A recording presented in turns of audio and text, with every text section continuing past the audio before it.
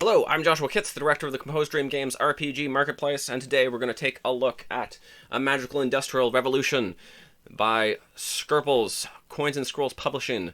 This was the prior major work that he did before the Monster Overhaul, and if you like the Monster Overhaul, you'll probably like Magical Industrial Revolution. Both of these are OSR books. They have a lot of tables in them. They have a lot of ways to customize them. They're not putting you into a straitjacket. This is a city setting. The leading city in the world. It's the most magically advanced. It's the most advanced city in your world. And what happens? Well, they've come up with all these magical revolutions, all these new ways to productize magic and have it power their society. And there's, I believe, 8 different ones in here. We'll get into that in a second. There's a whole bunch of spells. There's a few monsters.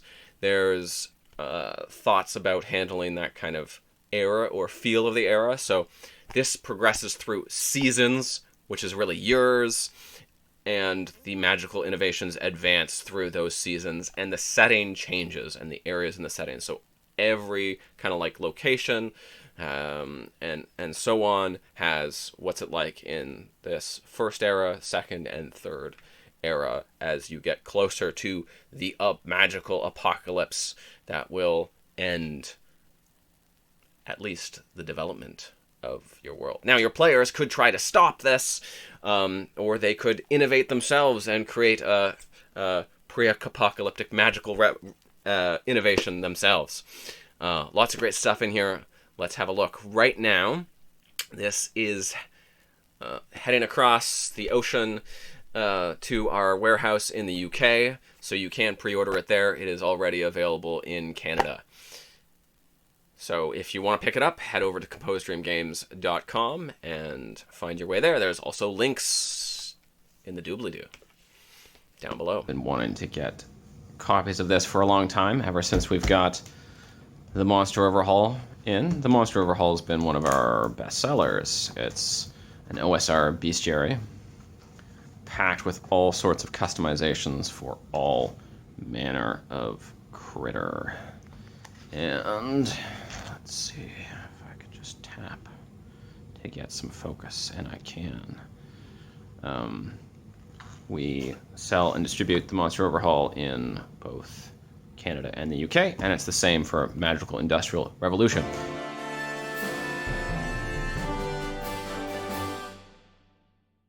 But same printer.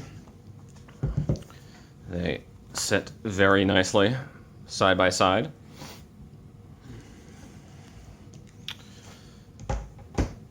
And what is this about? Well, it's a pre-apocalyptic setting guide. I would say this is an OSR city setting primarily, but it also has lots of ideas for magic and handling magic in your game. So this is going to work with old school essentials, swords and wizardry, original D&D, AD&D, all these sorts of things. And similar game systems will be able to adapt to it as well. Now, if I was going to run this, and I have been reading through it,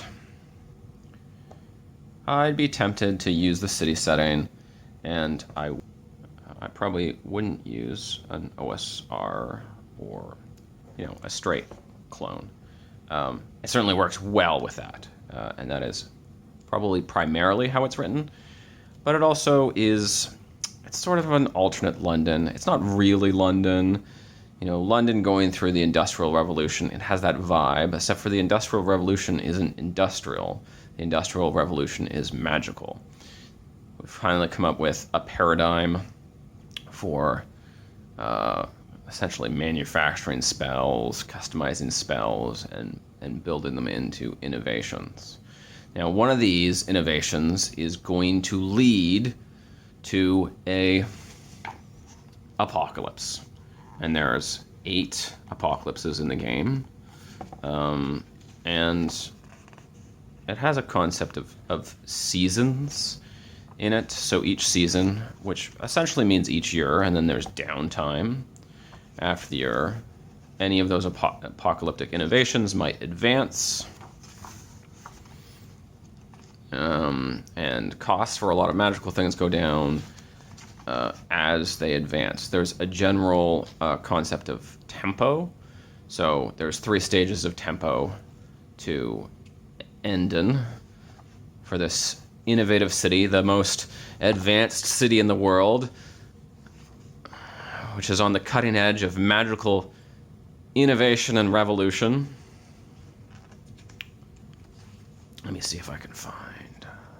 So right here we have what's going on at each tempo. They're using this scarab, which is also a generic symbol for money, the generic money symbol for the curious. How each of these areas in the city changes at each tempo. And a lot of things are like that. Prices will change at different tempos, and other elements of the setting will change at various tempos. So why don't we have a quick look at, we were on some of the innovations. So a world without roads is one of the innovations. So this is, they've developed teleportation and improved teleportation and made public teleportation, and the scope grows, and how easily you can teleport grows. I particularly like the one about this conjured work versus about illusions. There's one about pocket dimensions and how, now we can accommodate more people in our city because it's really easy to make little pocket dimensions in buildings. That's really neat. So, magical industrial revolution, chock full of ideas, chock full of random tables, gives you an interesting, slightly more modern fantasy setting that has this feel of progression. It's got nice rules for your PCs to develop their own magic. They can try to prevent the apocalypse. But maybe they don't try to prevent the apocalypse. And there's a whole bunch of, I think right here, actually, there's 150, maybe it was back there, 150 new spells. Well, sorry, 50 new spells, random spells on here. And then I read through about here. So now we're into material that I haven't quite read yet. So we've got some weapons.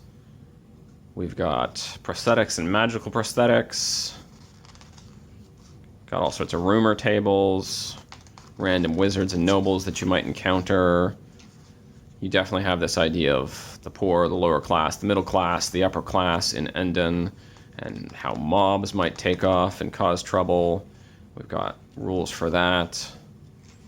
There's a table of, what would you call it? What did they call it?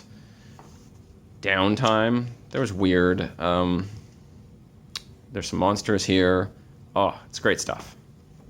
So, I encourage you to, if that has piqued your interest, to go grab a copy of The Magical Industrial Revolution from composedreamgames.com or composedreamgames.co.uk. Print version of this in Canadian is $65. The other price points aren't stuck in my head.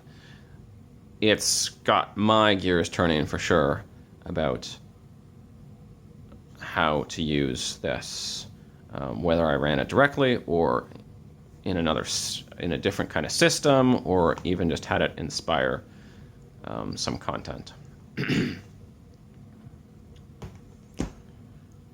Next video, we'll probably take a quick look at Kavlov's Sanctuary, which is another OSR Dungeons kind of sandbox campaign. Very kind of dark. We'll have a look at that.